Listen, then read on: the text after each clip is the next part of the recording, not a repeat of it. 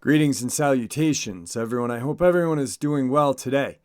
Today, I have a special guest who knows a lot about religion, a lot about conspiracy.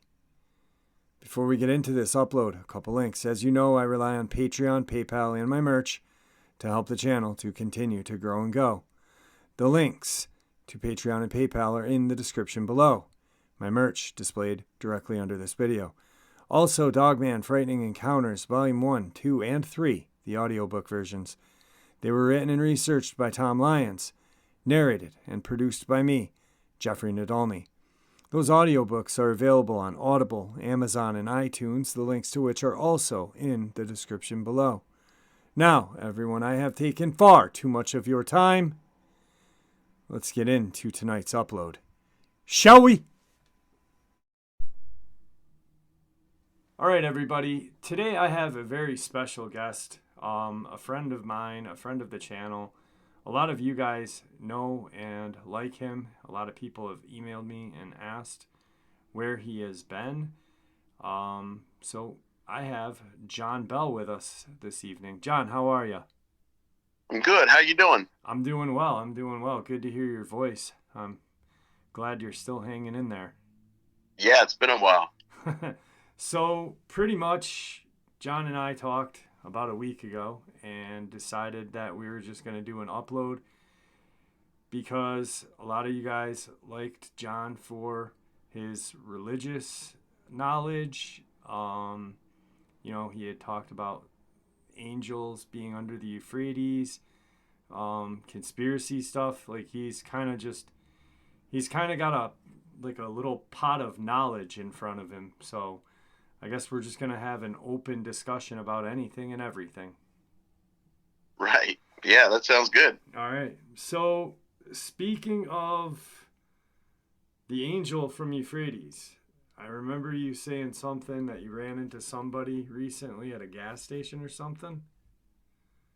Oh, well, what happened is, I found a guy's channel on TikTok, and this guy was just like a truck driver. And this guy was a truck driver on TikTok, and he's just shooting the shit about different stories and, some conspiracy stuff, talking about, hey, what's going on and, politics right now, it's getting crazy, that kind of stuff. And then he does this one show I came across where he said he stopped to get gas one night at this truck station, and he sees this other truck driver, but the guy was odd looking, the truck driver.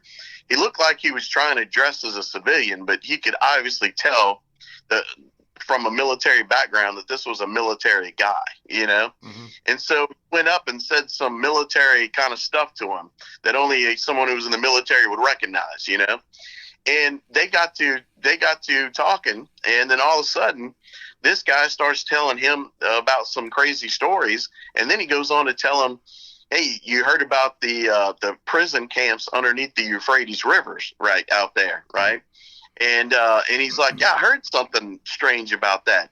He said, yeah, well, even the locals are scared to death to be in these prisons because they talk about all these weird voices they hear and just feels evil down there.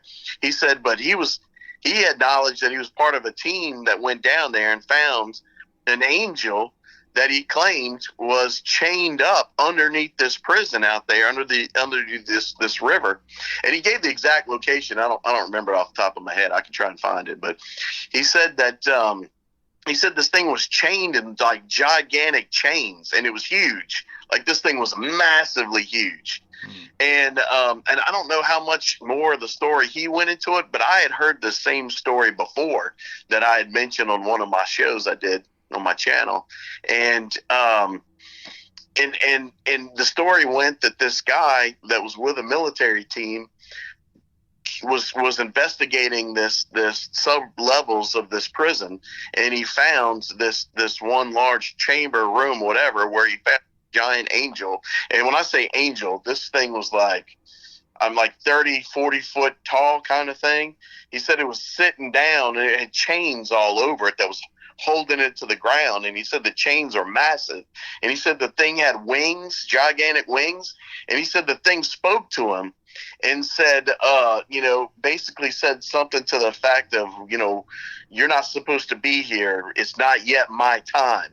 And then he was asking him, is it my time yet? Is it my time? It's not my time to be freed yet. So he was acknowledging that at some point, sometime, it was told to him that he would be freed to do like whatever it was he was going to do once he's free. He kept saying my time. And something else that made me think about is other stories I've heard of other similar cases of giants and things that they found are in stasis pods and stuff like this around the world. And they say that they're waiting for a specific time, when for some event. Right. So yeah, some sort of possibly like a biblical event. Yeah. Yeah. What do you think? I mean, what's crazy is you think angel in chains. It's almost unimaginable that an angel could be kept in chains. Right. Like with humans being around them, you know what I mean? Like this military team and stuff like that. It's very odd to hear that. But it's a story that has been talked about for a long time now. I'd say, yep. 30, 40 years at least. Right. So it's pretty nutty. What is there any religious, because you are, a man of the cloth, is there any kind of religious context to why an angel would be under that river? There's actually in Revelations chapter 9, it says at one point that God says release these angels bound under the Euphrates River. And then it says that they will kill 1/3 of humanity. So I'm not saying that's the direct reason or purpose, but it's certainly a possibility. I don't know that it's the same location even. Now that this ties into something that's a bit deeper I've been following, and that's the fact about you familiar with Tom Horn and Stephen Quayle? Those Quayle? Guys? Yeah. Actually, I just got into them because a subscriber.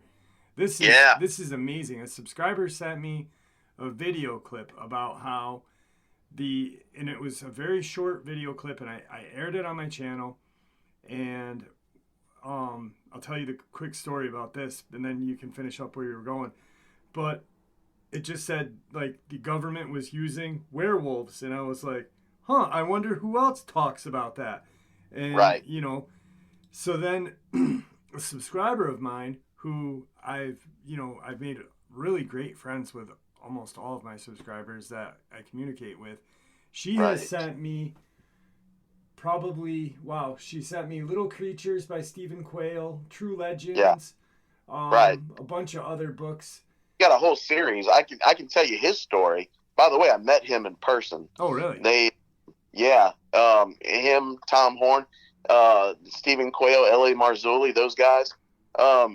Anyway, they did their first conference in Branson, Missouri, which was the Gen 6 conference, and I went to that conference, and that's where I spoke to him. And I've listened to Stephen Quayle for years because I was an old fan growing up listening to Art Bell back in the day, right? Right. I loved Art Bell's what got me on to all this stuff, So he was like the internet before the internet of conspiracy theories, So, but so that's how I'd been listening to Stephen Quayle way back since and all his material. Now, when I talk to Stephen Quayle, he tells his story about how he got into this. And that was, he said he was a young kid in college studying film production.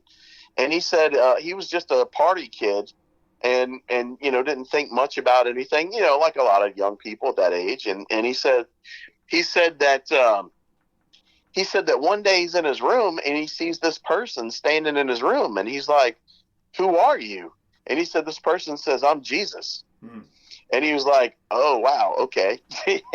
He said that Jesus told him that in the future he was going to warn his people about a lot of things that were coming, and he was going to start this production company that was going to do that. And he was like, oh, okay. So that kind of guided his direction, and he started taking his faith more serious after that event, or started taking it serious.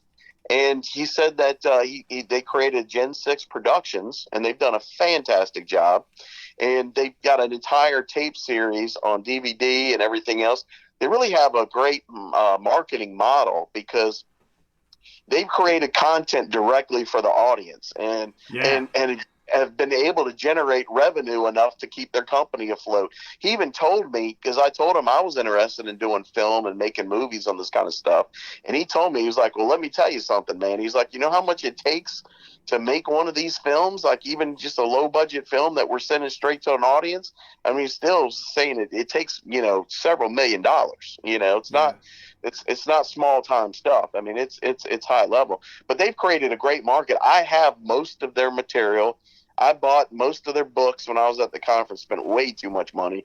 I've seen most of their videos from L.A. Marzulli, from Stephen Quayle, and all the stuff they've done on Genesis 6.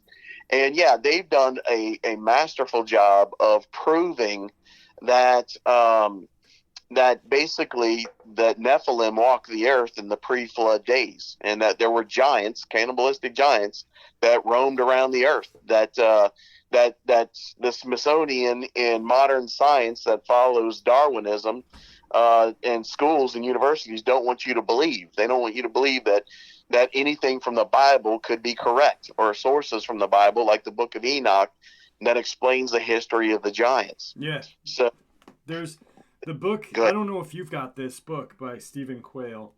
It's called True Legends: Tales of Giants and the Plumbed Serpents, and it's got this enormous. I do have a True Legends book. I don't know if it's that specific one, but I do have True Legends. Enormous giant, like chasing buffalo. Like he looks like a Native American, and then it's a great book. But then I got a box. One of my subscribers sent me, like, I was so blessed, like, sent me this huge, like, care package from the, I think it's, what was it, Sky News. The Black Awakening: The Rise of the Satanic Super Soldiers and the Coming Chaos.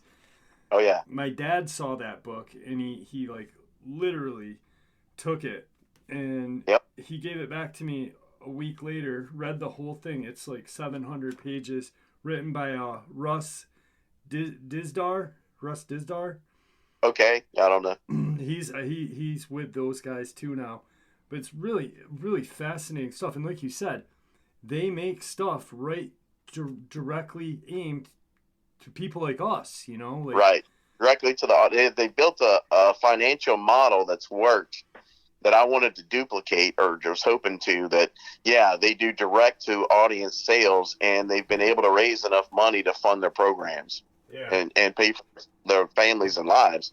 Which, a lot of people always complain in this business about, oh, you're just about money. No, it's not about being just about money, but people have a right to support themselves and their family, know? Yeah. There's a lot of monetary things going into this stuff, like, like electricity, Wi-Fi, printers. And if people want information, they need to support people that are spending the time and money to go and access that stuff, because it doesn't pay the bills, you know? Yeah. Which everyone has, especially with the cost of living today going up, as we see, especially with travel costs, right? Yeah, exactly. Speaking of that, what's the gas down in Louisiana? I just got gas, and normally my tank is about $40 to fill, and today it was $67. Jeez, I'm crow. Yeah. So, and that's on one vehicle. On another vehicle, on my truck, it's probably going to be, I haven't filled it up yet, but it's probably going to cost me about $400 to fill up. Yeah, diesel, right? Yeah, it's a diesel. Yeah. Right. Yeah. I got a little Forester, and it cost me like $65 to fill that. Right. And that was just 87 at $4.39 a gallon. Right. Yeah, it's crazy that Stephen Quayle and all the angel stuff. To see in the book of in the New Testament, Jesus says, "As it was in the days of Noah, so it shall be again at the end." Well, it begs the question: what was it like in the days of Noah? And if you go back to Genesis chapter 6, which they built their whole company on, Gen 6 Productions, Genesis 6 is that very strange lines in the Bible where it says, the sons of God found the daughters of men attractive, and they took amongst them wives such as their choosing, and the Nephilim walked on the earth on those days and after. Okay, so those two lines. Now those are very cryptic, and in Catholic and Protestant seminaries, they don't teach that correctly. I would Right. challenge any theologian in the world on that issue.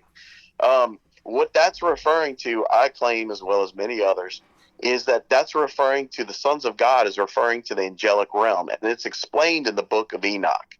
And the book of Enoch explains what happened in those two lines, where 200 fallen angels came down on Mount Hermon, which still exists today, and they chose that they were jealous of humanity and that we could have wives and children, and they, through unnatural means, we don't know how, but they created children with human wives, and those children ended up becoming different creatures, monsters, most of which were giants and cannibalistic giants.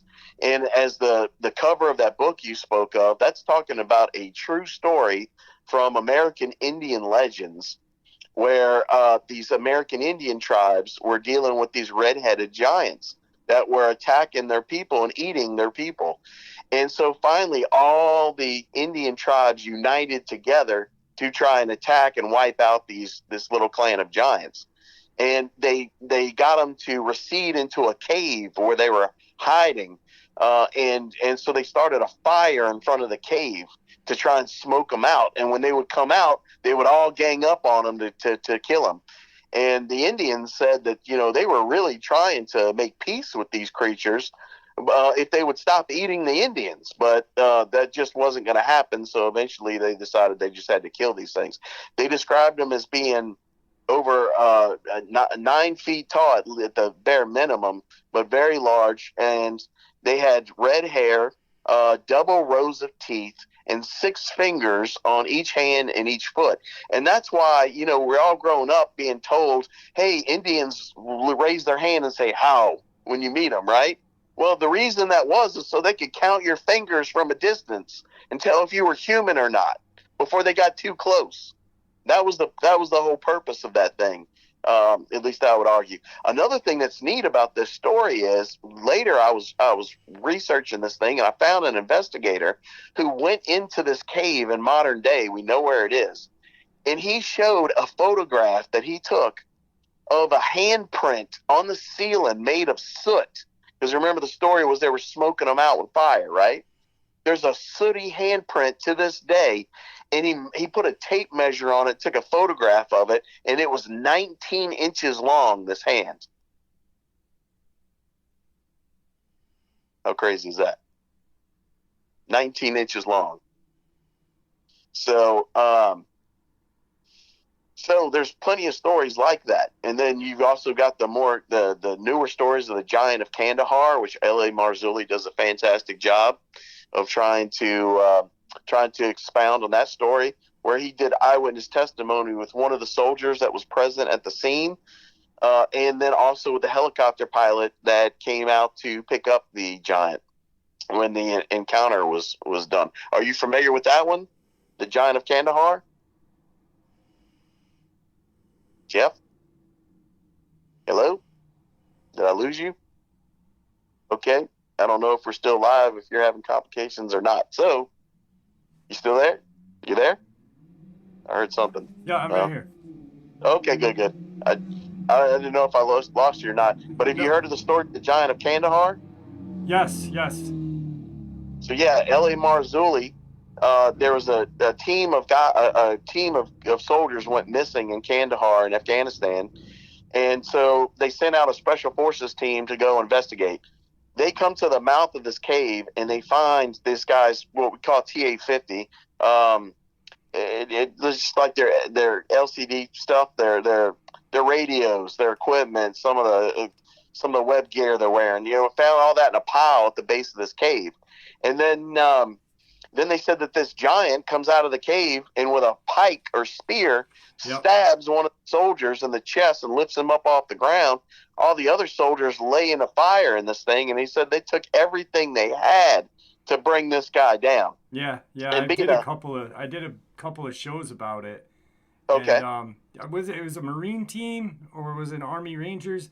There's It's conflicting stories though, you know. conflict of stories to it, yeah. But being that there was an SF team sent out, it was more than likely probably a Rangers, Ranger yeah, guy. yeah. I'm guessing No, because what they're close. happened when you heard something? What happened was when we were talking about Stephen Quayle, and I have a bookcase or a small little bookshelf above my stand here, and I was Right. taking books off to when I was talking to you about them, and they all Yeah. just started falling. So that's what I was doing. That's great. So yeah. So now fast forward where this gets super crazy. Okay, super crazy. Is Steve Quayle talks about how there was this news article that ran across the BBC that came from Assyrian news and then rebroadcast across the BBC, and it's harder to find today, but I still have some screenshots of it and stuff somewhere. But anyway, they claim that they found the body of Gilgamesh, King Gilgamesh. Oh All wow. right, and this was insane because up until that point, we had thought that the King Gilgamesh, for those who don't know, comes from the epic story of Gilgamesh. It's literally the oldest epic in human history. Which All is one right, of your favorite stories because ever since I've right, met you, you've talked about it. right. I always talk about Gilgamesh, right? Um, and you know, it was sad as I was bringing on a host to my show. We were lining up a show to do with Rob Skiba to talk about Gilgamesh and some of his findings because his research matched mine. And so I found him after I had finished my conclusions, and I was like, "Oh wow, there's actually other people that came to the same conclusion." In fact, he does it in a better way, I think, a more elegant way than I did with mine, or the way I tell the story. I think he was just better at it. But he he came to the same conclusion, so I was trying to get him on the show, and we were nailing down a time when he would come on.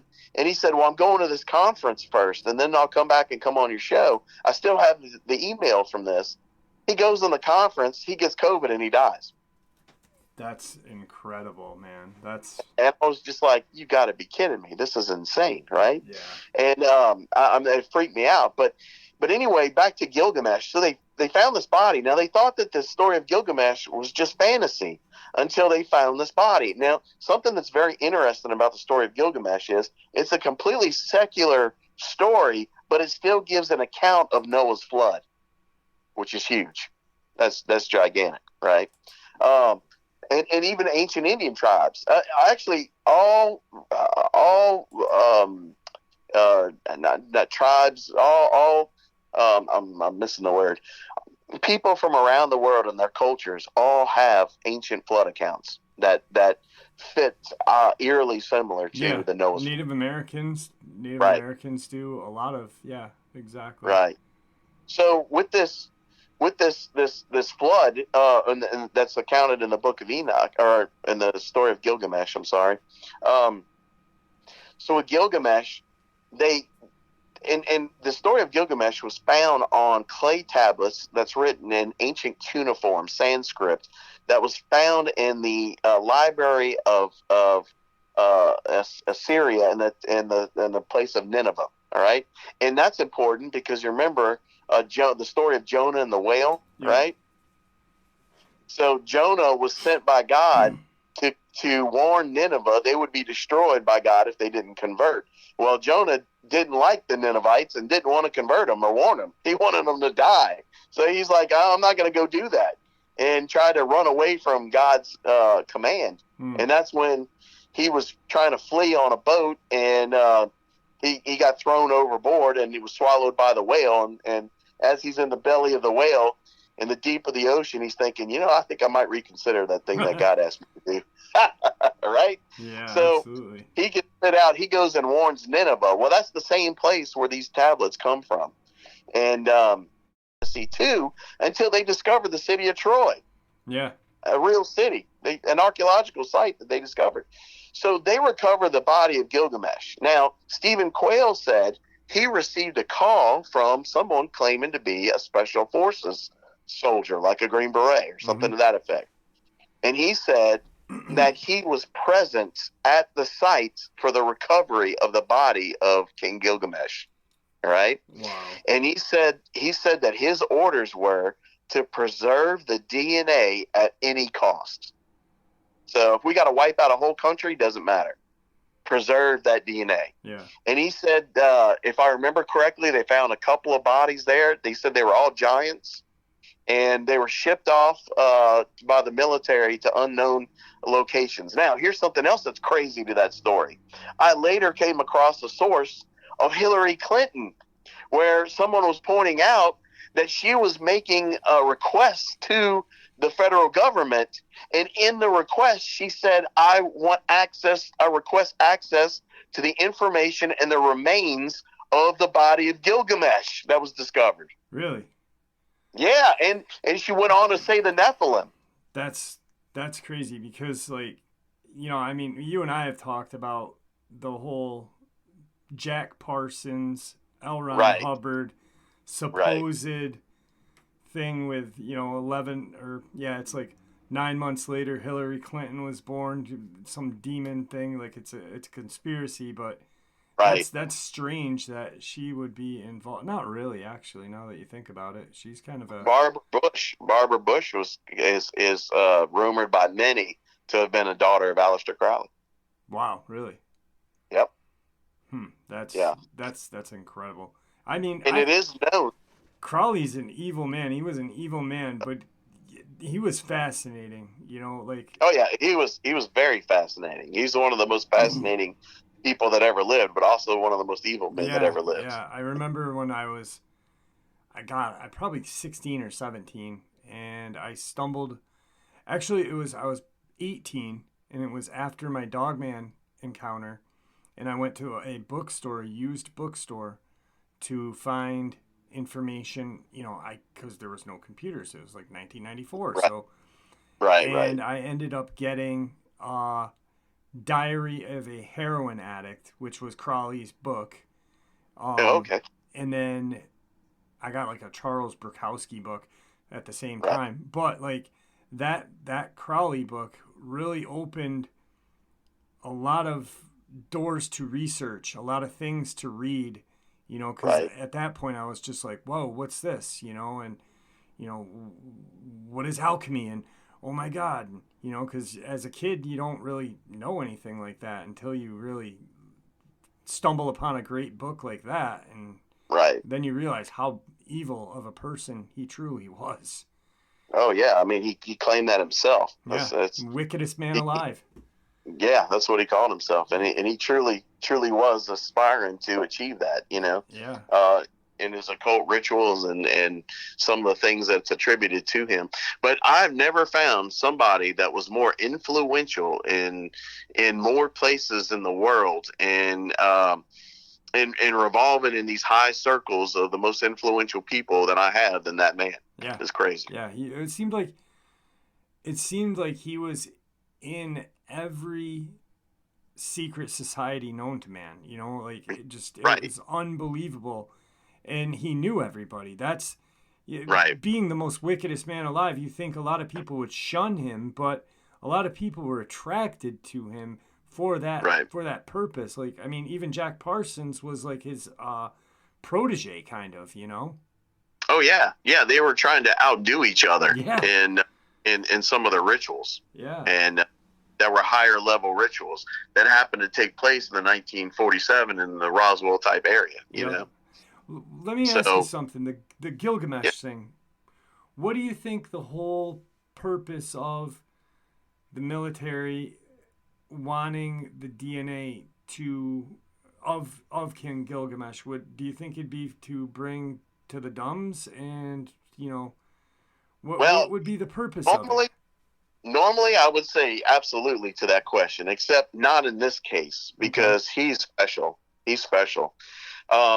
I did 6 hours explaining this on my show in a 2-part series that got me in a lot of trouble, by the way, and got me death threats and all that kind of silly stuff. But anyway, really? Yeah. But that was because I mentioned some occult groups out there that don't like to be mentioned and tied them into the prophecy of all this stuff, and Aleister Crowley. Okay. Uh, but anyway, I did a show. I did 2-part show on the identity of the Antichrist. All right, and it doesn't do it a lot of justice. To it's not like you can just say, well, people are like, okay, well, who is it? Who's the Antichrist?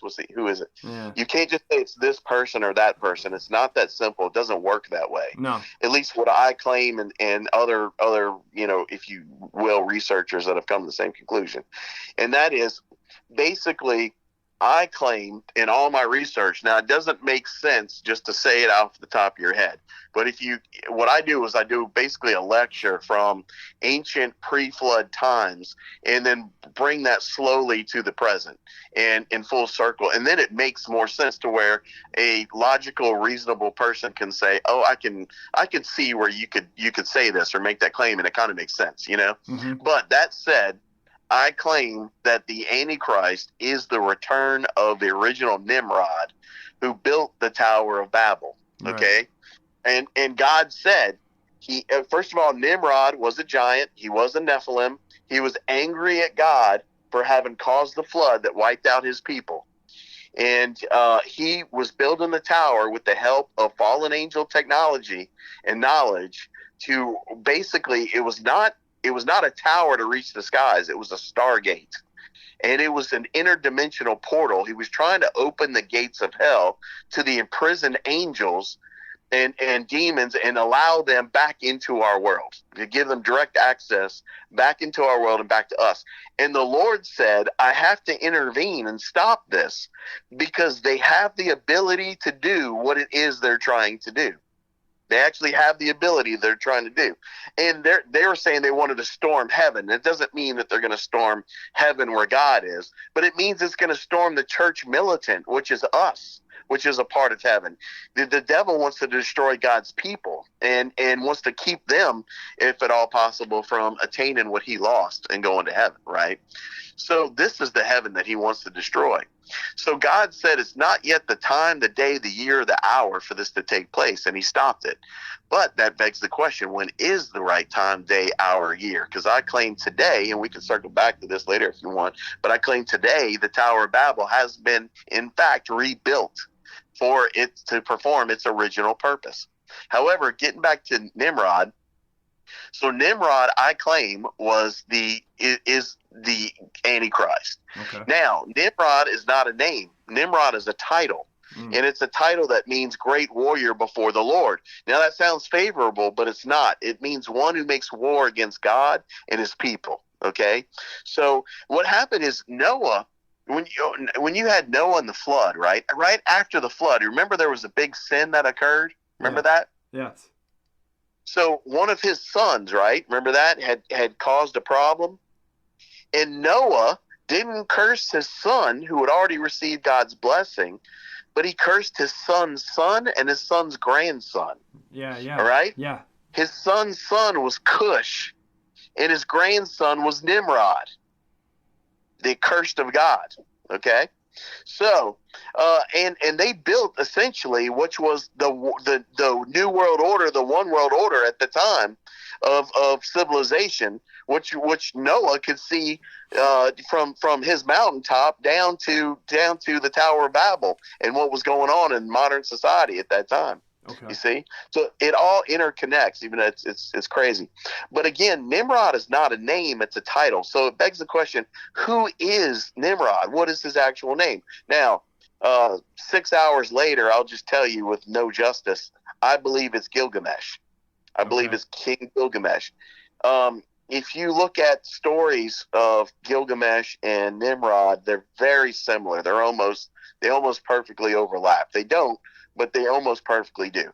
So, by the way, similar thing with the story of Hercules, Orion, and Orion's belt, the great hunter. Very similar. And I think there's a reason for that. It gets very confusing when you try to study ancient things on the Antichrist because of the fact that because of the Tower of Babel, all the languages were mixed, right? So because of that, every culture has different stories and names predicating the same person. That's why in the Bible it says his name in Greek is Apollyon, in Hebrew is Apollyon, and in Greek is I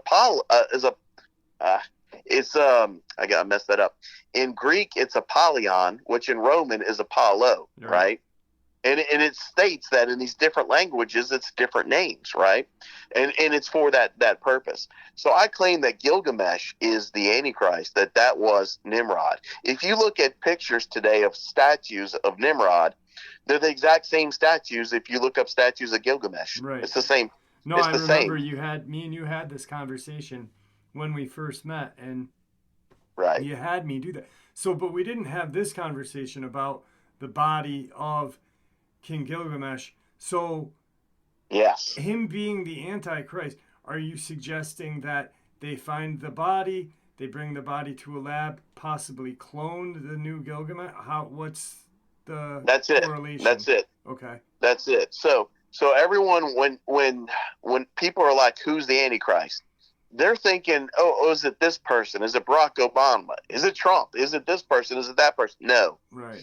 The prophecies, the ancient prophecies say that he will return out of the abyss. In fact, the Bible itself, Rob Skiba points out in his program that the Antichrist rises up from out of the abyss. So where does the Antichrist come from? It's not a human. He rises up from out of the abyss. Like a second coming of Christ. That's it. Yeah. In fact, you just hit the nail on the head, because think of this. What is God's greatest great achievement over the devil? Jesus, and creating humans. That's correct. But his greatest achievement was Jesus rising from the cross. Remember, the devil thought he got over on everyone by putting Jesus to death, right? Right, yeah.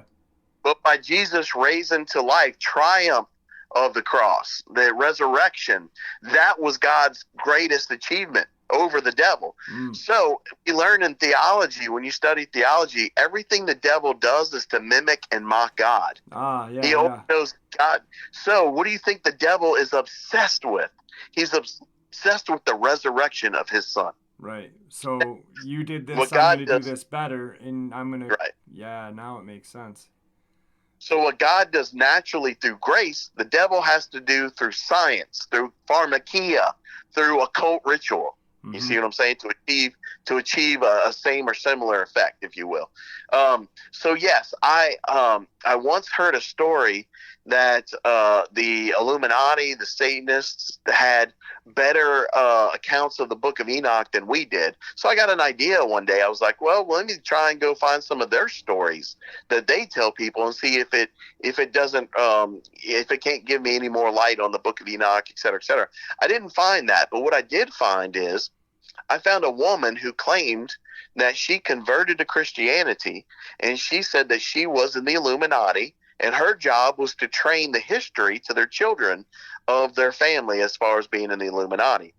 And she claimed that there was ancient Atlantis and Lemuria, and that God sent a prophet to them, telling them that if they didn't convert, they would be destroyed from the planet. Sound familiar? The Great Flood.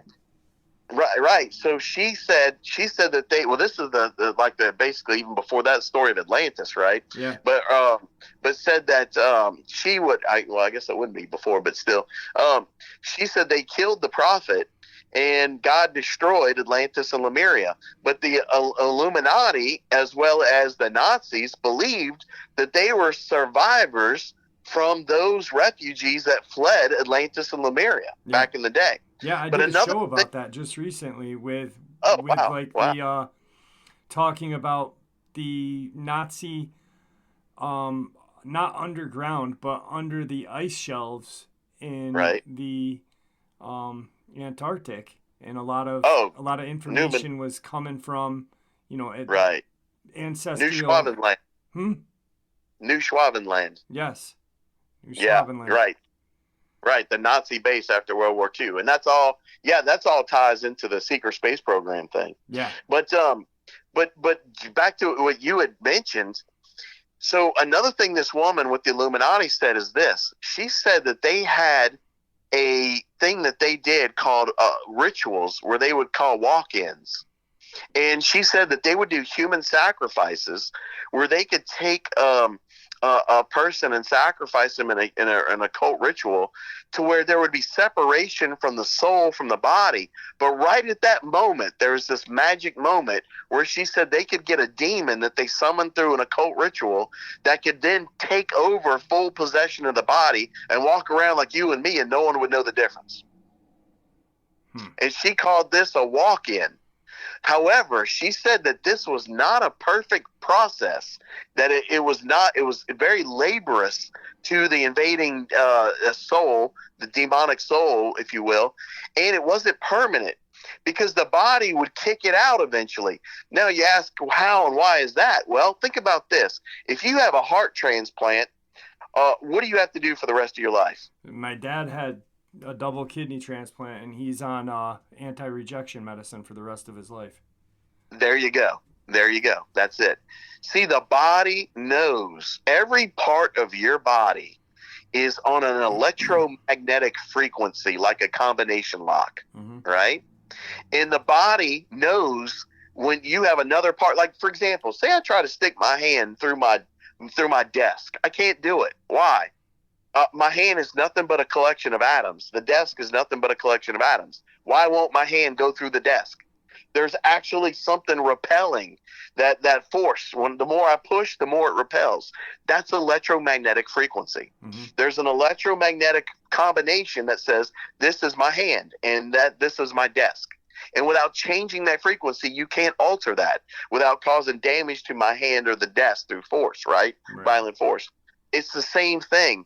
So the body knew that the invading demon did not belong. That's why it was laborious, and the body would try to reject even the demon on an unconscious level, even the way God designed it. So she said, but they found a way past that. They found a way to perfect that. You know how that was? DNA. If they could find the DNA of a person and reclone that using modern technology with the CRISPR technology everyone's heard so much about recently. With the Human Genome Project and the CRISPR technology. And she said, though, that they could take the DNA, they could produce a clone, because what happens, that DNA from that clone has the same DNA as your soul. It's the same combination. It's the same combination lock to it. So you can take possession of your own body from with your soul, even if it's cloned in that sense. So she said that's why do you think that ancient and fallen angels taught humans how to do mummification process of their pharaohs of past? So there would be no stealing of the DNA. It's so that they could preserve the DNA to come back in the future. And then I actually came across an article one day in a like Popular Mechanics type. Wait, really quick, just not to. So, but the angels. Why would the angels teach that to humans? Wouldn't it be demons wanting to teach that to the humans? Yes, that's a good question. It's more of a complicated answer, but they had soul ties, and some of these humans have given themselves over completely to these demons. Does that make sense? And in that case, they can have full possession.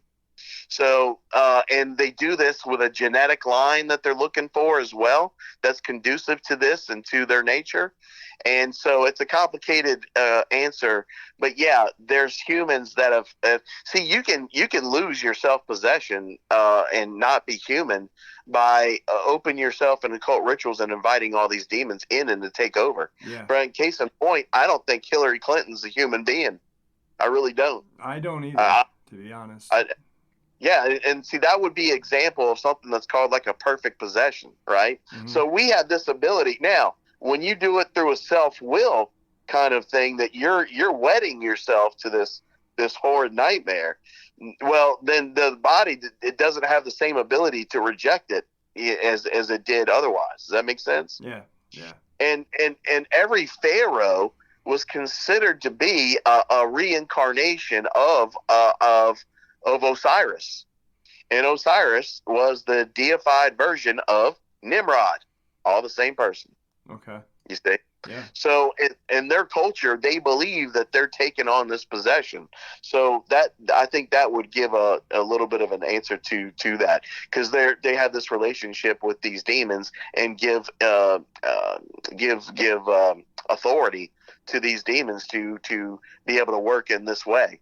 And it seems also in research that they try to stick with specific genetic lines in history of ruling families as well. So that plays into it as well. And again, how much of that goes back to actual Nephilim genes, and how much of that goes to soul ties and intergenerational connections with working with these creatures, I don't know, but it seems like it all somehow plays a part to it. Yeah. So they take the body of Gilgamesh with the modern technology, the CRISPR gene program. They're able to create a clone, and this clone won't be a giant. It will be a normal-sized human being, so as not to freak people out. And then they can do a ritual, a occult ritual, where they summon this creature from out of the abyss to merge with this body. And she said that they perfected that, and that it was perfect when they did that, because there's no rejection. So all of a sudden, and she said that they could grow the body to any age, just like Avatar. And she said that when she saw it done, they would oftentimes mature them to the age of like 35 or even 40 years old when they would do this process. The body would be that age when the soul would come into it, kind of thing. And I even found a Popular Mechanics article one time that said this. It said, "Forget Jurassic Park. We now have the technology to bring back pharaohs from the ancient past with cloning." And my understanding, and from my experience, they don't say stuff like that unless they've already done it. There's got to be some sort of backing to. They've already accomplished. When they say, "Oh, we possibly in the future will have the ability to do this," no, they have that ability now and are doing it now. So yeah, they're going to bring down. After they found the body of Gilgamesh, guess what happened 1 month later? You ready? Yep. The U.S. went to war with Iraq.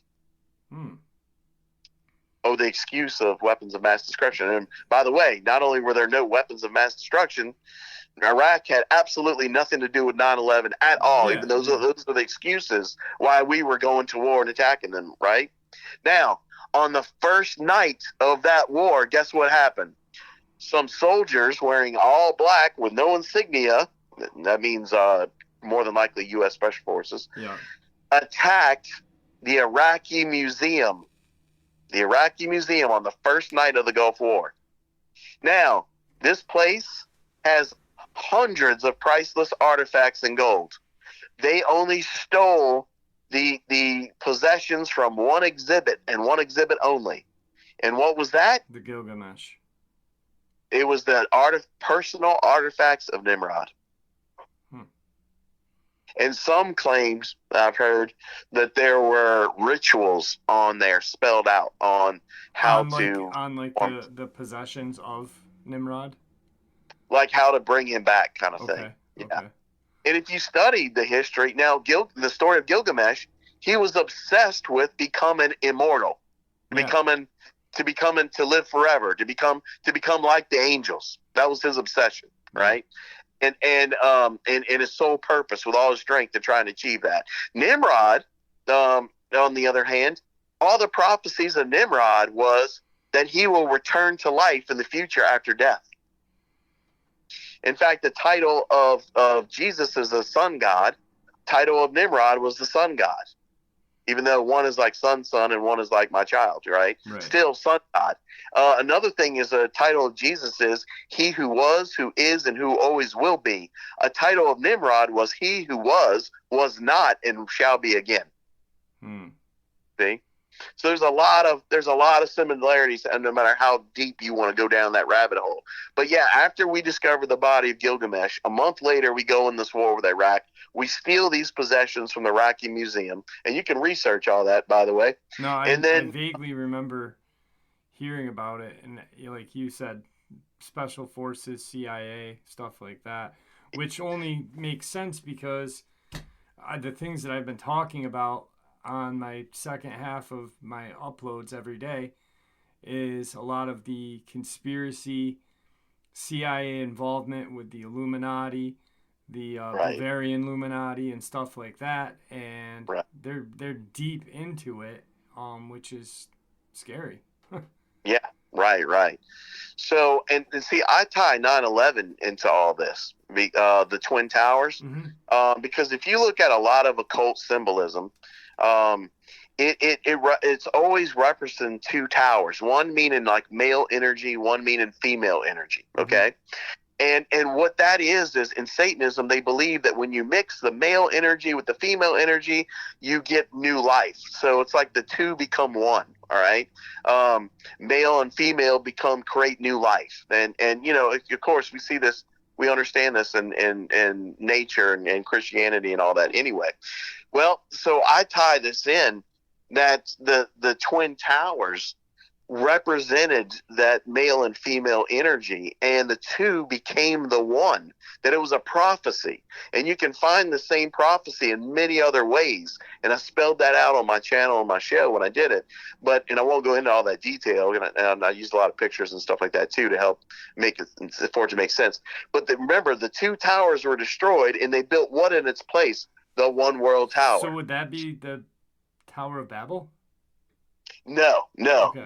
but hold on to that 1 second. So the two towers in the new tower, it's even twisted like a helix. Like Yeah. the two are pushed to become one, right? Yep. Or like DNA, right? So I claim that it's a prophecy. And what prophecy is it? It's the prophecy of Revelations chapter 9/11. And the prophecy of Revelations chapter 9/11, right here, I'll pull it up real quick. It says that, and my phone's already on it. Can you believe that? That's crazy. There are no coincidences. Right. So it says this: they have a king over them, the angel of the bottomless pit.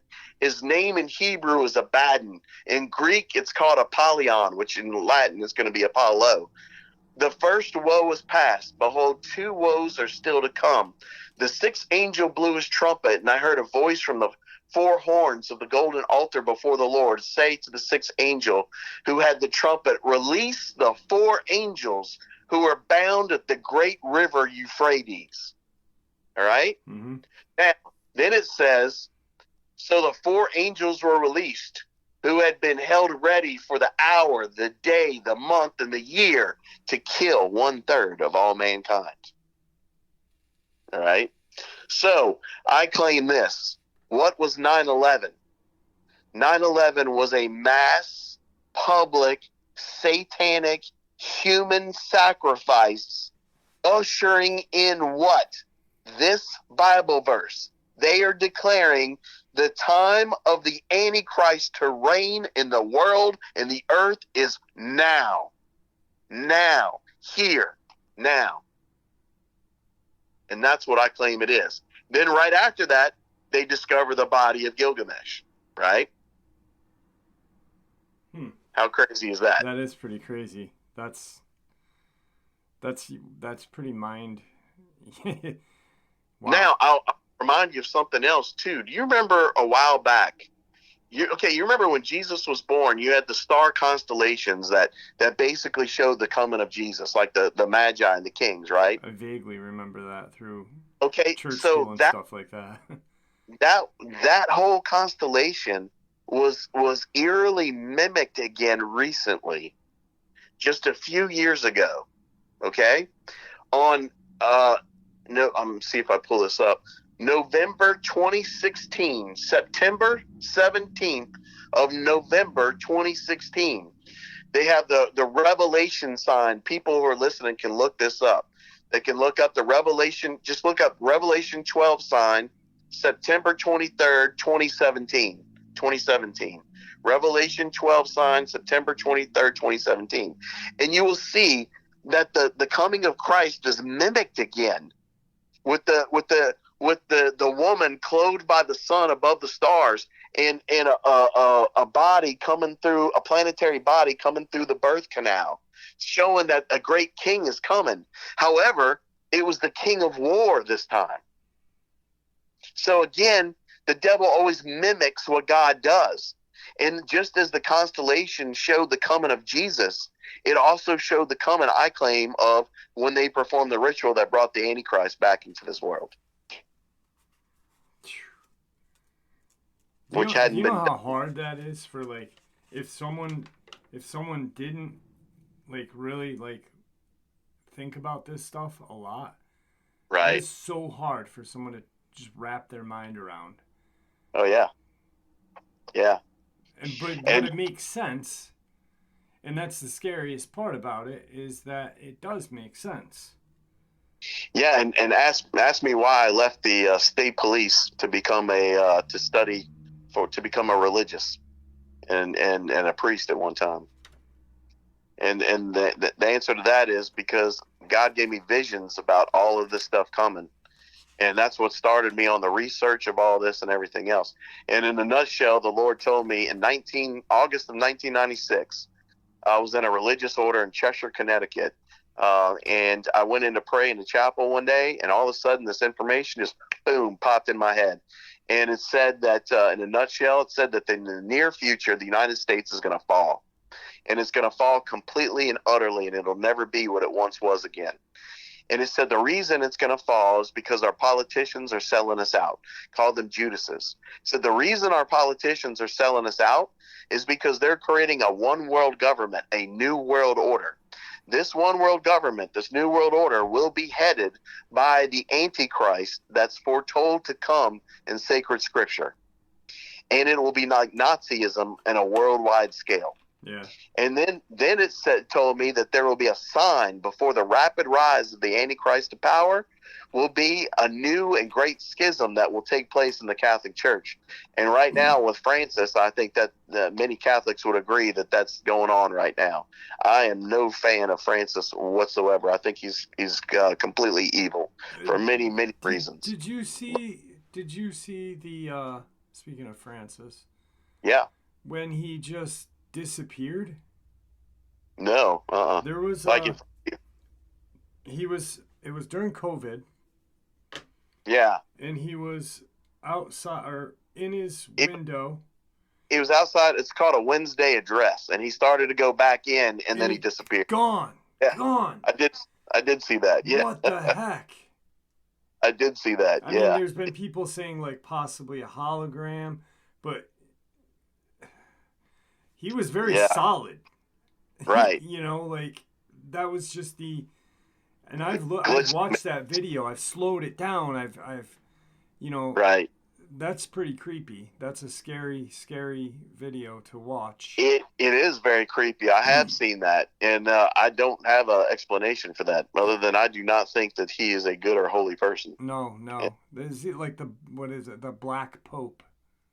Right. Well, the Jesuits actually had, and he's a Jesuit. Yeah. The Jesuits actually have an unwritten rule that no Jesuit should ever become a pope. And I think we understand why. Not to mention, since we're on that line, St. Francis of Assisi. Now, he claimed to take the name of St. Francis of Assisi, right? Yeah. Which I claim that's not true. Well, I mean, he claims that publicly, but I say there's a secret reason for something else. But he claims to have taken the name of St. Francis of Assisi because of the poor, right? Yeah, which I think he's using the poor as a manipulation. But St. Francis was like he was like a friend to animals and to humans alike. He was like just he had the ability. He's one of the most beloved like saints, even by Protestants and things like that. Yeah. He had the ability to speak to animals, but also he had the stigmata, which means he had all the wounds of Christ. Did he really? I didn't know that. Yeah. Yeah, he had the wounds of Christ. It didn't happen until when I was in college, I was wanting to join a Franciscan order. Uh-huh. So I studied everything I could find on the life of Francis and any sources about it. I got something funny really quick. I don't mean to cut you off, but I got to tell you this. So you'll get a kick out of this. So, my one of my family members went to Siena, which is a Franciscan college down in New York. And so, St. Francis is just huge. Well, one of my cousins, who is an absolute idiot, was So the family member is gay, and Okay. my cousin and I were all there, and we were just hanging out, and he had this, the St. Francis book, and my cousin looks Right. at it and he goes, St. Francis Assisi, and he goes, "What's that book about?" And he just, I looked at him and I'm like, "You really are an idiot, aren't you?" I'm like, "Oh my god!" I figured you'd get a kick out of that, but I'll Well, I never tell you, forget that Saint Francis of Assisi. of a What's that sissy. about? Right, right. Yeah, so I've actually been there. It's Assisi in Italy, Yeah. and when you go there, man, it's like you just stepped back into ancient time. It has that feel about the place. It's amazing. But yeah, Saint Francis was amazing, and he made a prophecy on his deathbed. That is an actual official prophecy. I have a book somewhere, and one of my books that actually has the quote that's come down through the centuries. But he made a prophecy on his deathbed that there would be a future false pope that would not be a pastor, but would be a destroyer. And I think it's no coincidence that it's the pope that took the name of that great saint. Mm. Yeah. So No. Yeah. That only makes sense. And like you were saying Jesuit and stuff like that, and I was reading somewhere just recently. I got an email just recently. I don't know if I told you this, but it's like 360 pages of just right, knowledge, and you I've did been tell me. sharing it. Yeah. And I Yeah, remember reading about the Black Pope, and I was right. just like, "Wow, that's scary. That's really scary because you don't I've think always heard rumors on that, but I've never come across any actual information on it. But yeah, of something like that being in the most holiest right. land. Like it is scary. Yeah, it's crazy. But I've always heard where the God is, the devil's going to be there just as much too. There's an old story that this old hermit went to this town, and there was this holy man that lived in this town, and he's throwing rocks at his house. And the guy comes out and he's like, "Why are you throwing rocks in my house?" And he's like, "Because I'm trying to get rid of all the demons." you know, there was another story that. Similar story where God told this saint, go into this town and look at where all the demons are. And so the saint goes in this town, and he's looking around. He sees a few here or there, but nothing substantial. He's like, "Oh, I know, I'm gonna go to the local pub," right? And sure enough, there was a few in there, but again, nothing substantial. But he's like, "I don't understand what I'm looking for." And then he realizes in the distance, he can see them all in the distance, all gathered in one place. So he's like, "Oh, I'm gonna go see. That's it. That's the place. Well, let me see what that is." It was the local monastery where the seminarians were. Hmm. Wow. Makes sense. Yeah. Makes sense, right? So yeah, and for I'll just throw this out there. There's a lot of people that don't like Catholics and all this kind of stuff, and I can't blame them for a lot of stuff that's going on and happened. But keep in mind, the devil does anything he can to destroy and to accuse. There are still good Catholics and good Christians out there that are well-meaning and have a heart to love and serve God. Absolutely. And and as long as you're trying to serve God and love people, then you've got common ground and kinship. You know what I mean? So let God sort Absolutely. it out. But I tell you what, something else people are not aware of, that there was you remember Julian Assange with WikiLeaks, right? Yeah. I think that guy is a doggone hero.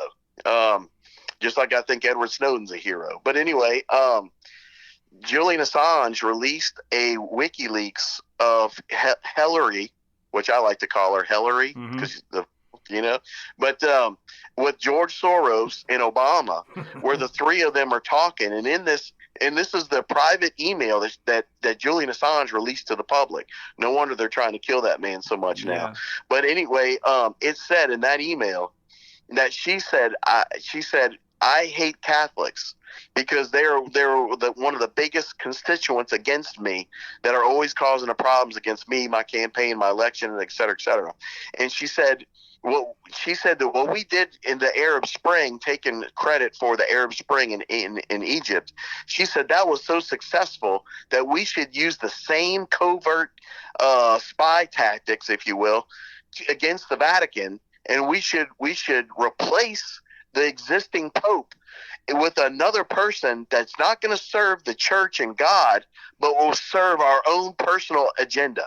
Wow. And I claim that's exactly 100% what took place. How weird is it that Pope Benedict steps down in such a weird and strange fashion, and then all of a sudden this guy comes in, which is not religious at all, does not lead the church in any kind of faith, morals, or religious way, but is a politician that leads it through politics and all the political agendas that he's aligned with. And not only that, he refuses to meet with like holy cardinals and bishops that want to meet with him, but instead he meets with like all the who's who of the globalists and the Illuminati. Yep. Yeah. I mean, how crazy is that? It is crazy. So showing his alignment and what he's aligned with an entirely different new church. And Catholics always say, well, we've got to be faithful to the chair of Peter. Yeah. And I say, well, that's true, but there's more to being faithful to the chair of Peter than the one person that's sitting there. What about all the ones that came before him? Because I say one cannot come that undoes and overturns what all the others collectively said before him. Here's something, though, that I've always kind of, lived by is the Catholics, the chair of St. Peter, but one of the commandments is thou shalt not worship any false prophets or false idols. So, I mean, yes, the Pope is the Pope, but he's not God and he's not Christ. Right. Well, that's a whole theological discussion and topic for that I can't do justice with in a short time. No, I know. But I would argue for being amateur scholar at best, but being a scholar on some of that stuff on and studying ancient texts and history and stuff that most people just don't have the time to do with their careers and jobs and families that they have to deal with. Who's the Pope that had a heart attack just recently within the last 30 years? Oh, I don't even know. Was it Pope John Paul? I know John Paul I had a very short reign. Yeah, didn't he die of a heart attack or something? I honestly don't know. It was before my time. Okay. But I know more about JP2, but I know he had a very short reign, and that could very well be. I just don't know, honestly. I'll have to dig through that email because there was something about, it was about Pope John Paul, the first. Right. With having a heart attack and some sort of black pope after him or something like that. I'll dig. Well, there's a prophecy called the Malachi prophecies, and the Malachi prophecy said that there would only be basically, if you follow that prophecy, only one pope left. Okay. Which is this one. So he basically said. Now, what was neat, the story of Saint Malachi, this one, is that he went to visit Rome to make a pilgrimage, and he stepped into the Vatican, St. Peter's, for the first time, and he was hit with this vision. And he wrote down the vision, where he successfully named all the popes that would be one after another in line, and also wrote something that attributed something about their personality or their nature. You know what I mean? Yeah. And that's called the Saint Malachi prophecy. And it's so far, if you follow that prophecy, this is the last pope we have right now. And he says that's it. That's the last one. So that's scary if the globalists actually did what you suggest, because the Vatican in Rome is just it's a entity of its own, with just so much history, so much knowledge, and who really knows what's under the Vatican. You've got an angel that's under the Euphrates. I'd hate to know what is under the Vatican, because I've been at the ground floor of the Vatican. I have not been under the ground floor, but I've been at the ground where there's like dirt. Mm. And you have a bunch of, it's called the Scabby Tour. And you have to have kind of like little connections to get in there, but and it's far in advance to try and get on the tour. But they will take you on the ground level, and in there's a bunch of pagan tombs, because it was a pagan site before it became Catholic. Yeah. And then outside of those pagan tombs, you have all these Catholic tombs that are right next to them. Yeah. But yeah, that's at the dirt ground floor. But yeah, there's many rumors of what's buried underneath that. Well, You that's know, what I and mean, because it was a pagan right, place, what's a and pagan site? who knows what's, I mean, you always, to overcome evil, you put something holy and good in its place. That's the And idea. That's yeah. the idea. Like a lot of times people say, "Oh, there's all this pagan stuff in Christianity." Well, yes, that's true, because the church would take pagan things and try to make them holy. Right. Like a Christmas tree. People are like, "You can't have a Christmas tree. That was pagan, man. That came from the Druids and stuff, right?" But no, that's the church teaches we take over pagan stuff. Because here's the thing: you're trying to assimilate a culture, so you're going to assimilate things that are known to that culture, Mm-hmm. that are familiar to that culture, that are even cultural to that culture. But you try to put a different twist or spin on it to try and make it a holy thing as opposed to an unholy thing. Right. To where now we're using this tree to worship Jesus and his coming, instead of, we're using it for a pagan fertility god, Yeah. No. Yeah. Like I'd heard just growing up that, with the Vatican, when it was built, and like you said, to assimilate, and just they had taken like old statues of like Zeus or Apollo or something and turned them into, statues of Christ or whatnot, and this and that. And I was like, well, that makes sense, because you kind of want to get rid of the bad and bring in the good. Right. Yeah. So what? So It's where is crazy. the Tower of Babel? The Tower of Don't leave Babel. me Okay, hanging so on that one. yeah, right.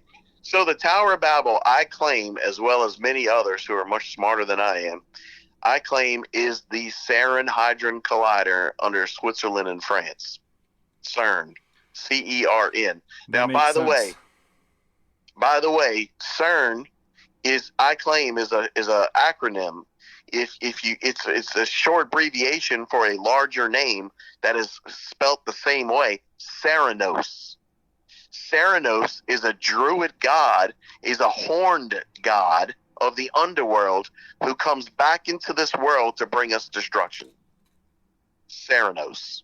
So I claim Sarin is just an abbreviation for Ceranos, the horned god. And the tower doesn't have to be standing straight up.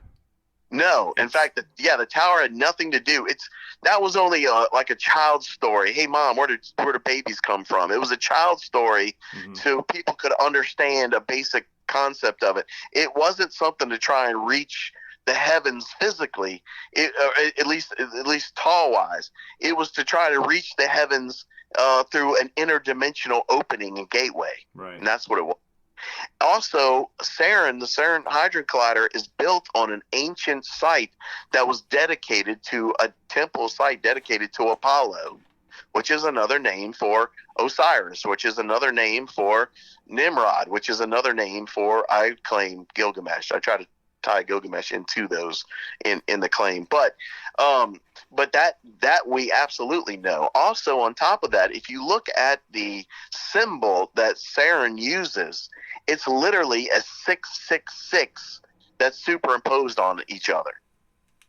So if you put 3 666s together, right on top of each other, now you've got the symbol for CERN. Okay. Yeah. Now here's some other crazy things about it. I watched a video one time that was a documentary on the scientists of CERN and what they were doing. And as they're joking around, this guy's writing on a notebook. And on the notebook, as they're talking about what they're doing at CERN, the camera zooms in on the notebook, and it shows him opening a gateway to hell. And I'm like, is that supposed to be a joke? Is that supposed to be funny? I think you told me that. Yeah. Now, then on top of that, if you look at these scientists at CERN created a music video. All right, how many scientists do you know working at like top labs create music videos of themselves, right? None that I know. But they created a music video, and in this music video, they call it Synergy. Synergy. You can look that up. Synergy. All right. And if you watch these videos, if it doesn't make the hair on the back of your neck stand up, there's something wrong. Yeah. All right. It is creepy. They're doing these very weird and strange dances in these videos. And it's called symmetry. Now, the reason of that is, remember, they have a statue dedicated in the front of CERN, like at the business side. If you like drive up to visit there, this is one of the first things you're going to see. They've got a statue of a Hindu god called Shiva. All right. Now, Shiva dances through dimensional gateways to bring destruction to the earth. Sound familiar? Yeah. Is she the one with the arms? It's actually hermaphrodite, as far as I know, male, female. Okay, is it the one with the arms, like the multiple? Yeah, it's got multiple arms, right? Yes. It's got multiple arms, and that's where the synergy dance comes from. It's the dance of Shiva. So, in other words, when they're showing you a physical dance, they're telling you we're open dimensional portals to other dimensions. That's our purpose. That's what we're doing. That's so Luciferian.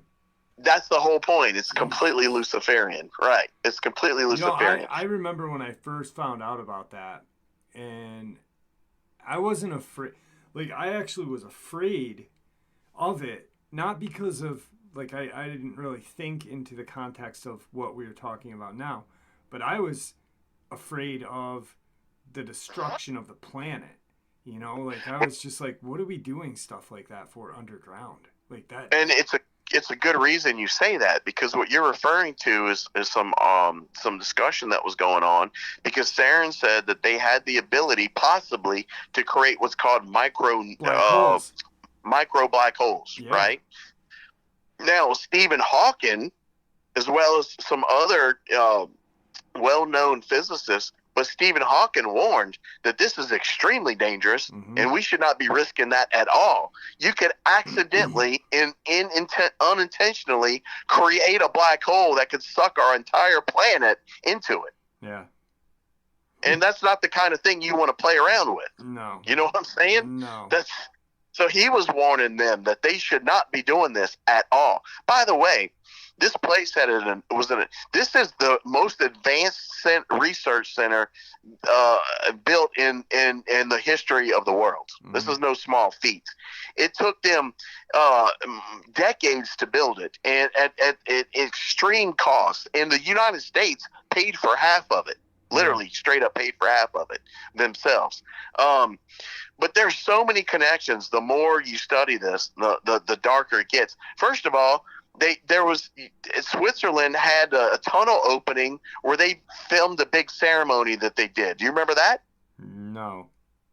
Yeah, and what it looks like at the ceremony, it looks like, oh, this is the coming of the Antichrist, a horned god. It's horrible. It's horrible. The Swiss tunnel opening video. All right, it's probably on YouTube, right? Yeah, it is. All right, I'll have to look it up and watch it. Right. So the more you look at it, the more craziness you find. I've heard people say that there's languages that are on display at CERN under like glass cases. I've heard that too. No one even, it's so old, no one even knows what the language is. Yeah. What's it doing there? Or possibly not even from here. Right. And now that brings up something else. Elon Musk, right? Elon Musk has been warning people that what are the billionaire elites doing? They're meeting in secret, saying that they're contacting entities from other dimensions that are telling them they're going to give us technology for us to become gods and live forever, as long as we're really willing to kill off the rest of humanity. Yeah, the elite 1%. Does that sound familiar? The 1%, baby. Does that sound familiar? Yeah, it does. That's almost the same thing that the devil told Adam and Eve in the garden. It's like he can't even come up with a new racket. It's the same old shtick. Yeah. You know what I'm saying? You know, like you said, you know, he's just always trying to replay, trying to copy God Right. with the second coming. And, Yep. If it didn't work this time, maybe it'll work the next time. Right. And also with Theron is connected AI. They bought one of the D-Wave computers that runs the whole thing that makes it work. And Elon Musk has also warned us about the great dangers of AI, where he says that he literally says we are summoning demons. Wait, so artificial intelligence is running Saren? Is that what you're saying? Yes. Oh. Yeah. They have to have the AI in order to run their My computers. heart just skipped like 100 beats. That's terrifying. That's terrifying. Yep. And Elon Musk literally was quoted as saying they are using AI to summon demons. He said that. Mm-hmm. He also went on to say that with this AI, he said this AI technology is more dangerous than any nuclear weapons could ever be. Yeah. And he said that we could literally create an overlord that we can never escape from. Yeah. Then Neil deGrasse Tyson and Stephen Hawking also said that AI was a greater threat to humanity than nuclear weapons. I remember Neil saying that actually. And Jesus, that is terrifying, man. I don't like AI. It creeps me out. I never liked it. It's just, Yeah, well, get ready. You know what was in the news today? There was an article I sent out today to my circle of people I talk to every day about news stuff. And it was about the right-hand man to, what's his name? Carl Schwab. Carl Schwab with the World Economic Forum, right? Yeah. Right here it says, historian and author, and I'm going to butcher this, it's Yuval, Yuval,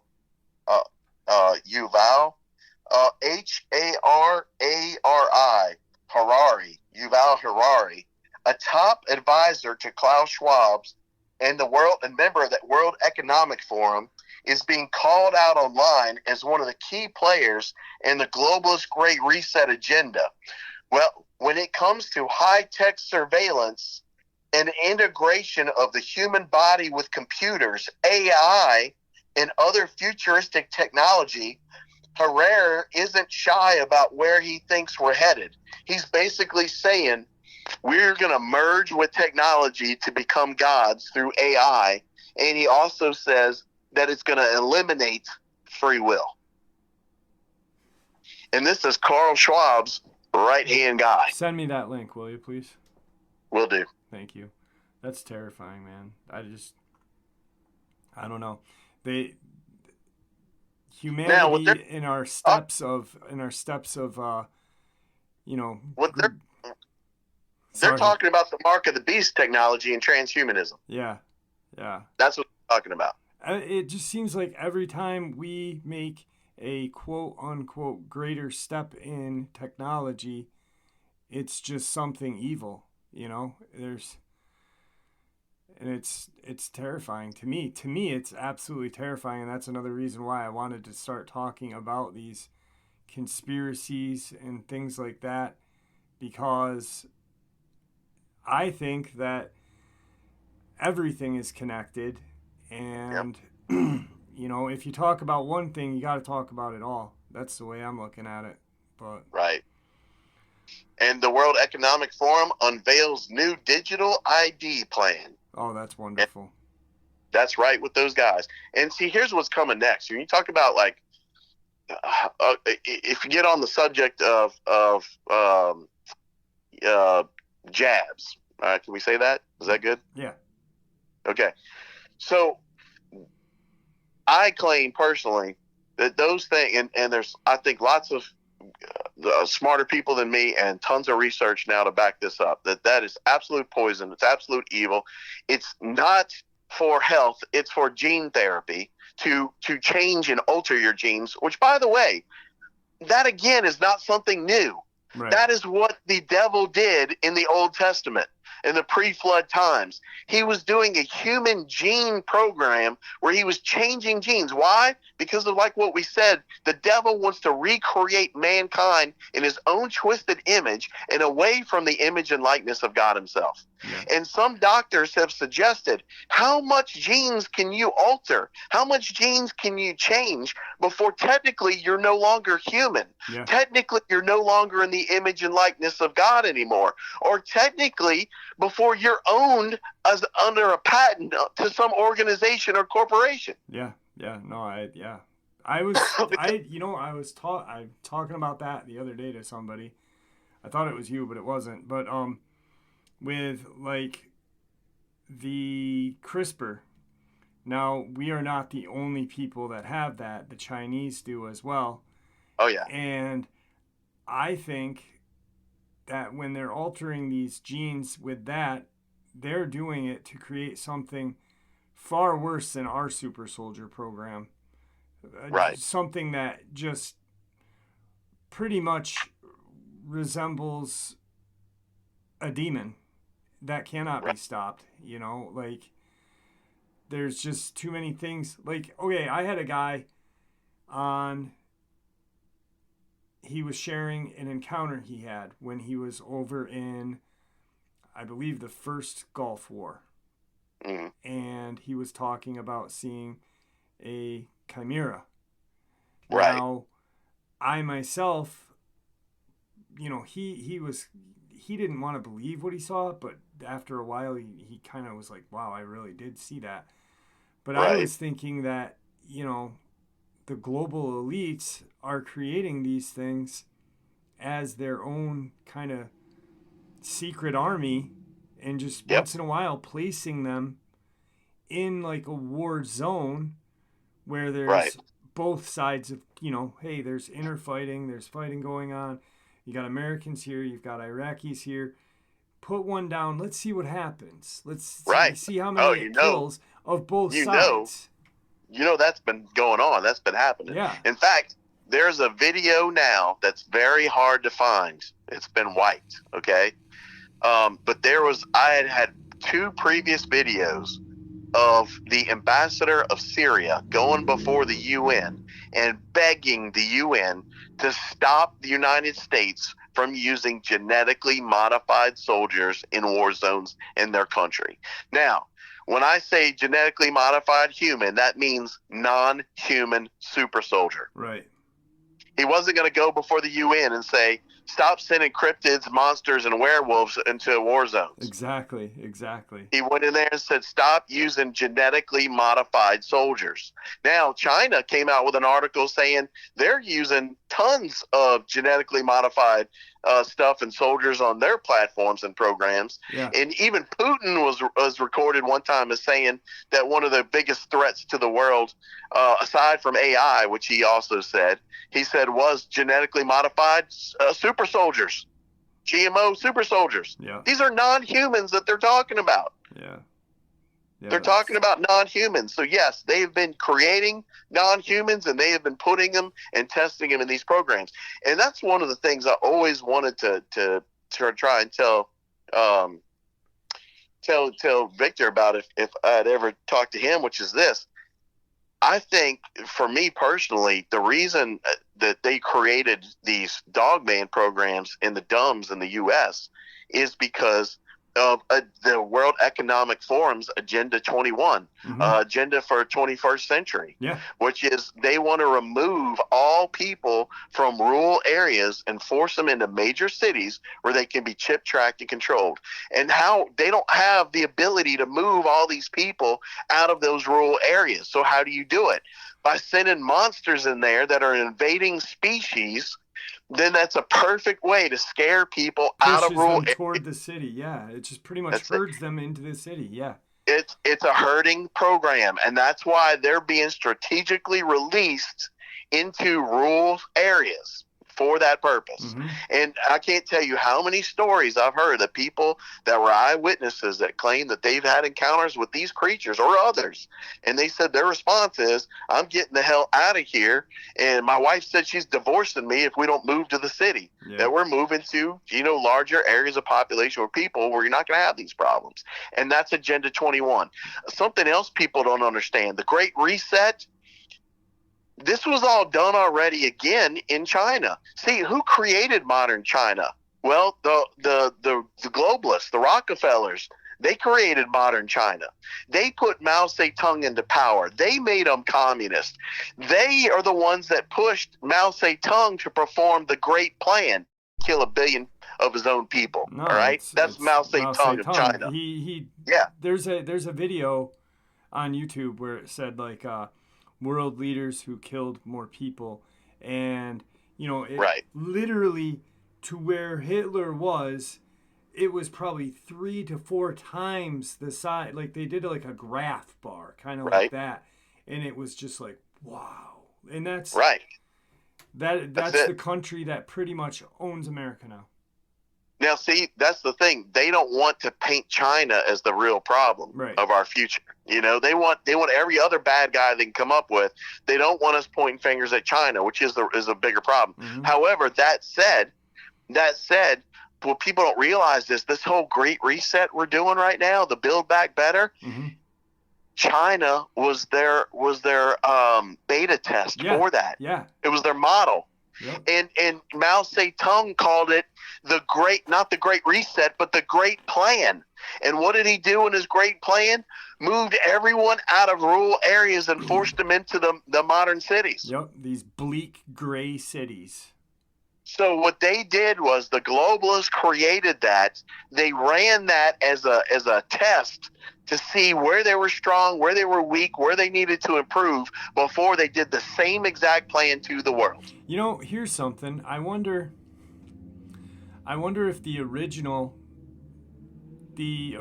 kind of test subject was North Korea. Because if you think about it, North Korea was not North Korea 80 years ago, 90 years ago. It was completely different. And then we interfered, and then what happened? There's been 3 generations of the same family doing the same thing, pretty similar, but without success, if you think about it. It makes a lot of sense. Yeah, I don't know. I don't have There's any. There's not a lot of people, if you think about that, there's not a lot of people in the countrysides. They don't, and they, if there are, they immediately come and take their food and take their stuff and then make them move into the city. Right. Yep. So I wonder it's all if a part that of was that plan. The original globalists' plan. Listen, we're coming up on time. We're about an hour and a half in. Okay. I had a great time shooting the crap with you today. I'd love to have you back on. Absolutely. Just to, have another one of these gab sessions. I had fun, and I'm sure a lot of the people that are going to listen to this are going to love it as much as I did. Last single thing I would say is that the jabs now are not the mark of the beast per se, but it's the foundation for what you need for the mark of the beast. They're finding the nanotechnology in them with the graphene oxide, and it's turning the human body into a Wi-Fi hotspot. So you don't need a phone or computer to connect to the internet or web, if you will. Yeah. So that when they do come out with the mark of the beast in whatever form that will be, it's going to connect everyone who accepts it into the AI system to where you will be then chipped, tracked, and controlled in everything you do. And even Bill Gates has said that, this is so great. It's going to speak to you in your brain and give you instructions on what to do. Almost like Elon Musk's plan. Right. And he said if you obey it, then it'll reward you with money in your new digital account, and because they're going to crash the dollar. And they're going to create a one world currency. Yeah. And you're going to have this mark. in order to be able to buy and sell. And that's why the mark of the beast says you have to have it to buy and sell. But it tags you to the AI system. And once you're in the AI system, you are controlled by a hive super intelligence in everything you do. In fact, there's even videos that they're playing for kids in Europe, which are disgusting. They're like little cartoons where they're telling these kids, oh, there's this new utopian feature that we're building for everybody where you're going to be chipped and connected to a computer that's going to tell you where you can, who you can talk to, what job you can have, how much food you're allowed to eat, what you're allowed to eat, where you can travel, who you can associate with. And it said, oh, isn't this going to be beautiful? You don't have to worry about these problems anymore. You just have to obey. Yeah. Really? That's a nightmare. That's insanity. That's a nightmare. Yeah.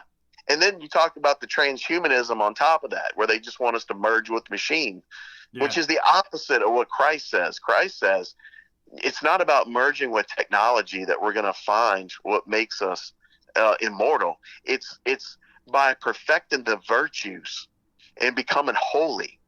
And by perfecting the virtues is how we become superhumans, not through technology. Right. He says, I'll never find it. No, you've got to find it within yourself and within Christ. That's it. So, all right, brother. It was awesome having you on. Do me a favor, don't hang up. Is there anything that you'd like to say to the audience? I appreciate everybody. I appreciate all the response to everybody since I left my show over a disagreement. And I've been considering other things and debating if I'm going to start a new show or not. And I just want to say thank you to the overwhelming support I've gotten from people asking me to come back and start another show. So I really appreciate that. Absolutely. It's been great having you on, John. Thank you. And I'll talk to you real soon. All right. Take care. Wow. What a great upload. I've had a lot of people reach out to me and ask, hey, where's John? And I've had no response because it's not my business to share anything because I honestly don't know all of the details of what happened to John. All I know is John is very knowledgeable about religion, very knowledgeable about a lot of conspiracy and things of that aspect. He reached out to me about a week ago, and we ended up talking about certain things that I've been talking about, conspiracies, this and that. And I said, why don't you come on and we'll talk about some things and have a show. And he said, yeah, that'll be cool. I'm trying to encourage John to have his own channel to start. He doesn't know if he wants to do cryptids or what. And I said, bro, just talk about what you want. I'm like, you've got so many fascinating experiences. Just start a channel about experiences that you've had and things that you know. Talk about what you know. Hopefully, he listens to his prayers because he is going to pray on it. And if he does get the right answer, then we may have a channel with John by himself talking about things that he knows. So, I don't know. It was a good show. I had a great time talking to him. A lot of fascinating stuff. And, So with that, my friends, please practice kindness. May the Great Spirit watch over us all. And may He guide us down that path that we call life.